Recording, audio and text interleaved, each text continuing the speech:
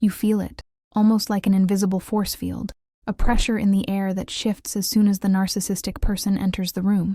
You feel the weight of their gaze, the need to adjust your posture, to measure your words. You feel the power they have over the environment, and especially over you. It's a sensation of being trapped in a spider web, woven with silk so fine it's invisible, yet as strong as steel.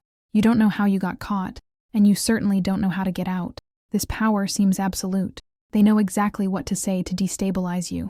They seem to read your mind, anticipate your fears, and use your deepest hopes as weapons. When they compliment you, you feel on top of the world. When they discard you, you feel worthless. This control seems all-powerful, and you ask yourself, day after day, how do I break this? How do I stop feeling this way? You've tried everything.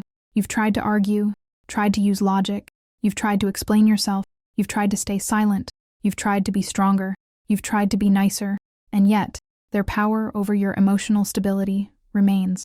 But what if I told you that all this power, this structure, that looks like a skyscraper of control, is based on a single thing? One thing that, if you know it, if you truly understand it, makes the whole building collapse. It's not a trick. It's not a magic word. It's knowledge. And it. When you know this, the narcissist doesn't just lose power. You realize they never really had it. What they had was your permission, your belief, and your energy. So what is this it that changes the game? My name is Lauren Mitchell. My purpose with this channel is to show that the problem was never you, and more importantly, that you are not alone. If this video resonates with you, I invite you to subscribe to the channel and leave your like on the video. I count on your support. The narcissist's power is 100% a performance. Think of the narcissist not as a general or a king, but as an actor. A desperate actor. On a stage they built themselves, acting in a play they wrote themselves. And you are not the co-star. You are the one-person audience. The narcissist does not have a sense of identity. They don't wake up in the morning and think, who am I? They wake up and think, what character do I need to play today to get what I want? They have the character of the perfect lover. They have the character of the misunderstood victim. They have the character of the successful, ruthless executive. And they have the character of the terrifying tyrant. The power you feel is not an intrinsic energy they possess. It is a script they are executing. When they met you, they read your script. They saw that you were empathetic, kind, maybe a little starved for validation. And they wrote the perfect character for you, the savior, the Prince Charming, the man who finally understands you. And they played that role with Oscar-worthy conviction. When they devalue you, they are switching characters. Now they are the rational critic, the superior judge, who points out your flaws for your own good. Their power is just the credibility of the performance. Here is the crucial point. An actor, no matter how good, has no power without an audience. If an actor screams and gestures in an empty theater, they are not powerful. They are just a weird man in an empty room. The it is the realization that you are the audience validating the performance. Their power only exists because you believe. You believe they are smarter. You believe they are stronger. You believe they have the right to judge you. You believe they are the scary monster they pretend to be. The moment you stop believing the performance, the actor loses all power. Imagine watching a horror movie. You are tense. Your heart is pounding. The monster is terrifying. But then, someone turns on the lights in the movie theater. Suddenly, you see that the monster is a man in a rubber suit. You see the wires, the cameras, the cardboard set. The monster is still there, but it has lost the power to scare you, because you have seen the illusion. Gaslighting is their desperate attempt to keep the theater lights off. No, you didn't see the wires. You're crazy. The monster is real. Go back to being afraid. Narcissistic rage, the explosion, is not a sign of power. It is the actor's panic when they realize the audience is booing, or worse, walking out in the middle of the show. It is the desperation of, look at me, believe in me, I am real. Understanding that you are not dealing with an authentic person, but with a panicked actor playing a role, is the first part of the it. You stop taking the script seriously. You stop trying to argue with the character. You start to see the actor behind the mask, and you realize that the actor is actually quite small. If their power is a performance, why do they act with such intensity? Why do they spend so much energy building this theater? This leads us to the second layer of the it, the most crucial. Layer. The narcissist is an addict. They don't seek power for power's sake. They seek power as a tool to get their drug. And the drug is narcissistic supply. Supply is anything that validates the existence of the character they created. It is attention. It is admiration. It is fear. It is control. It is even your hatred. Any reaction from you that confirms to them that they exist and that they have an impact on the world and on you is supply. The narcissist is, in essence, a vacuum, an emotional black hole. They have no internal generation of self-esteem or self-worth. They need to suck it from the external world. And here is the major turning point. They need you more than you will ever need them. The entire power structure they built has a single goal: to ensure a constant flow of supply. Love bombing was the easiest way to get positive supply. Your admiration, your love, your devotion. But when that became predictable, or when you started to demand reciprocity, something they cannot give, they changed tactics. They discovered that negative supply is equally potent and often easier to get. Making you cry provides supply. Making you scream provides supply. Making you feel anxious, walking on eggshells, provides supply. Making you obsess, trying to understand them, trying to fix the relationship, that is high-quality supply. The power they exert is not about controlling you. It is about controlling the faucet of your supply. They provoke you to make you react. They ignore you, silent treatment, to make you crawl back, begging for attention. They triangulate you with another person to make you fight for them. You are not a person to them. You are a source. The it here is the devastating understanding that you were never loved. You were used.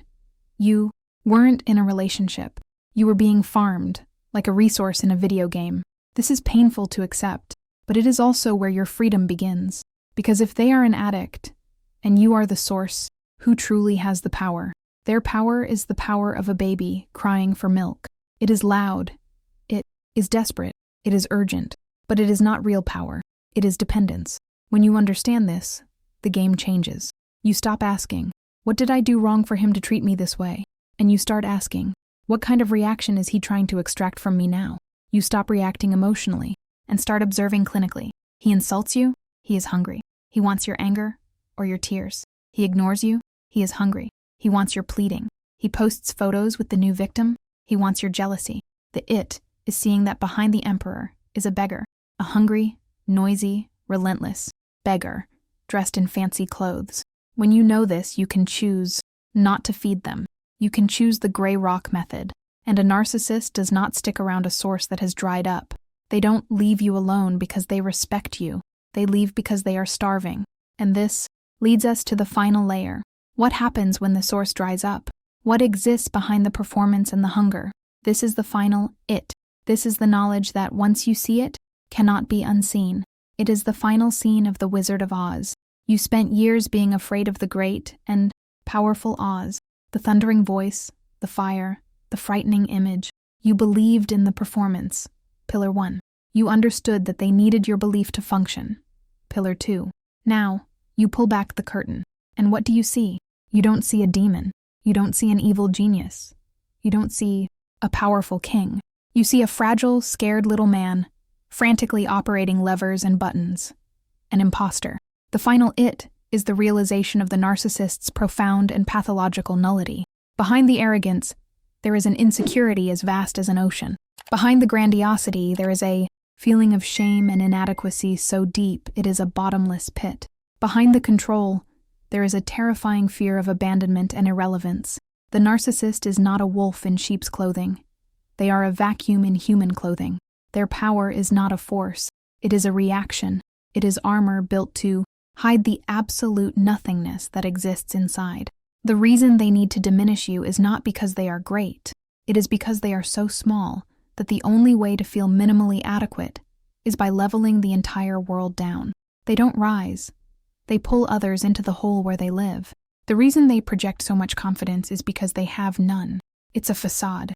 The false self they created is all they have. There is no good, true self hidden inside, waiting to be saved by your love. No, the true self was abandoned or destroyed long ago, and all that remains is this hungry void and the mask they wear to feed it. This is the narcissist's dirtiest secret, and they will spend their entire life ensuring no one sees it. Because if you see how pathetically fragile, empty, and scared they are, the illusion of power breaks instantly. You can no longer be afraid of something you perceive as hollow. You can no longer respect someone you perceive as a fraud. You can no longer be controlled by someone you see as a desperate addict. Narcissistic rage is the panic of being discovered. It is the scream of the little man behind the curtain. Don't look here. Look at the smoke and the fire. When you know this, that the tyrant who tormented you for years is, in fact, a pit of insecurity and fear, an existential vacuum, the power doesn't diminish. It evaporates. It reveals itself as the mirage it always was. Your anger turns into nothing, maybe pity, but a distant pity.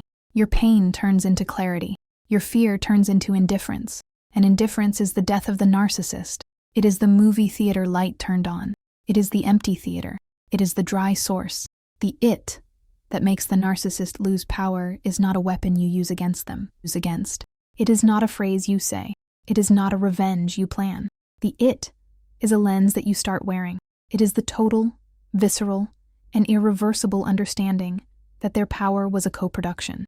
It depended on three things: your belief in their performance, your reaction to their hunger, supply, your unawareness of their emptiness. When you know this, you no longer need to fight. You no longer need to argue. You no longer need to explain yourself. You don't need them to understand, or apologize, or change. Why would you argue with a character in a play? Why would you try to negotiate with hunger? Why would you expect empathy from a vacuum? You stop. You just stop. You stop believing. You stop reacting. You stop giving your energy. The power you thought they had was actually your own power being reflected back to you in a distorted way. It was your love, your empathy, your energy, your hope, your capacity to believe, all of it being used against you. When you know this, you take your power back. You withdraw it from the stage. You close the faucet. You turn on the light and see the fragile little man behind the curtain. And then you do the most powerful thing you can do. You turn your back and walk out of the theater, and you leave them there, alone on the stage, with their mask, their hunger, and their emptiness, and they cannot follow you, because their power only existed within that illusion you both built, and now you no longer believe. Feel free to leave your story, your vent, or even a topic suggestion for the next video in the comments below. Click on the suggested video on the screen, and stay with me for another video. Remember, you are light. Never forget to shine.